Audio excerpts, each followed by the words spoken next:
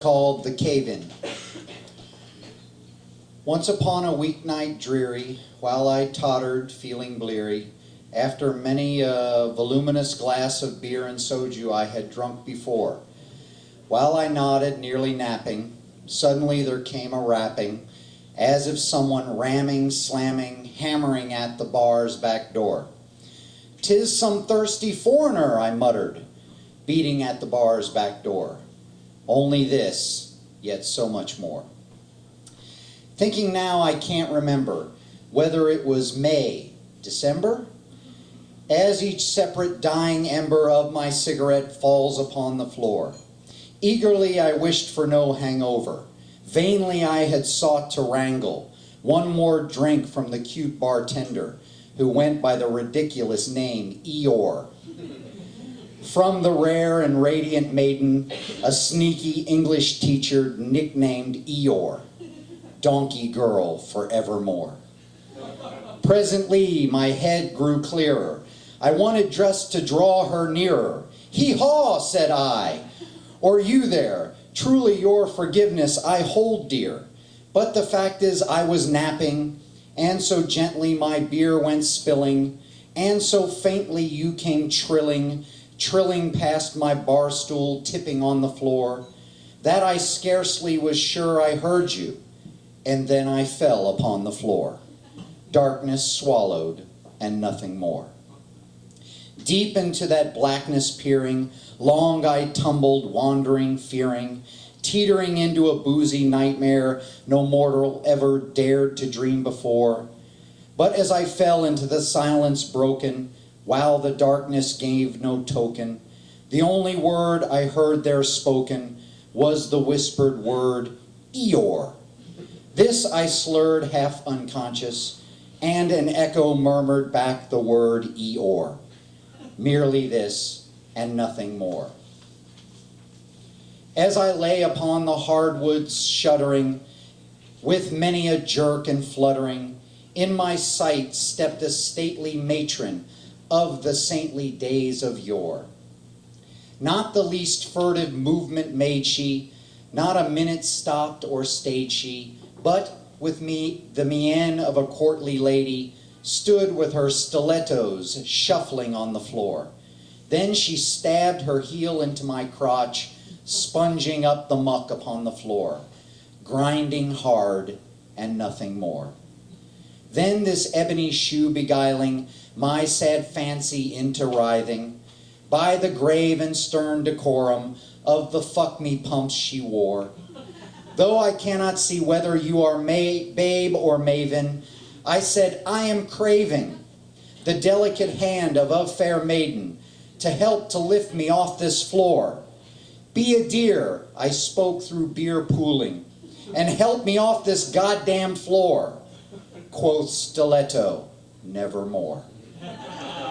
But the frisky foot so bony, attached to that stiletto, spoke only that one word, as if her soul in that one word she did outpour. Nothing further then she uttered, not a stammer, not a stutter, till I scarcely more than muttered, "Help a brother out, you whore." By last call, I'm sure she'll leave me, as my hopes have left before. Again that chick said, nevermore. There I lay engaged in guessing, but no syllable expressing, to the woman whose fiery heel now burned into my Johnson's core. This and more I tried divining, with my head at ease reclining, in a river of beer and heel marks that the lamplight gloated o'er. Feeling as though my head was exploding on that sticky, nasty floor, she bent to whisper, nevermore. Then methought the air grew denser, perfumed by some unclean cleanser, being dispensed by a dirty mop that now was sweeping across the floor. "Wretch," I puked, "what pimp hath sent thee? By all unholy, I beseech thee, get the girl behind the bar to help me, the one the guys all call Eeyore. Hurry, shrew, if you won't help me, go get that horse-faced girl Eeyore." Quoth stiletto, nevermore. Not yet. Bitch, said I, thing of evil, tormentor she, if girl or devil, what motherfucker sent you? Tossed your sorry ass upon this barroom floor. Heartless sow undaunting, on this drunken night you're flaunting.